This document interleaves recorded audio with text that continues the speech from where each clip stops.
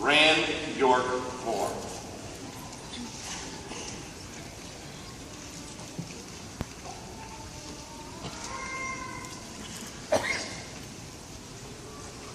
Before we go further, I want to just introduce you to York. York is a student that obviously is here to graduate and has an amazing story that we just want to give you a little bit of it. Well, Tell us thanks. a little bit about your own. Appreciate that. I warned him backstage. I'm York Moore. I'm the national evangelist for University Christian Fellowship, and there might be an altar call.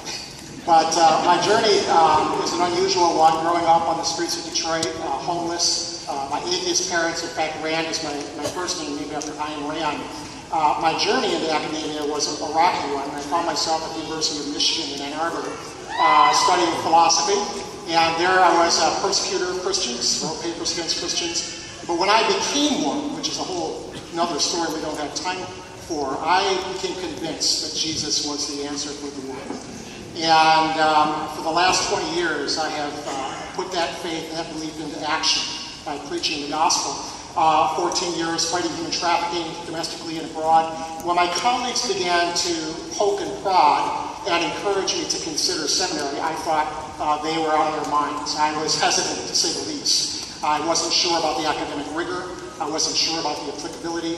But as I began to investigate Fuller and specifically the MAGL program here, I was blown away. And since I've been here, my life has literally been transformed. I have studied with world leaders from other organizations who oversee tens of thousands of employees here and around the world. I've been challenged in terms of my assumptions about what a seminary education can accomplish in my organization as an organizational leader.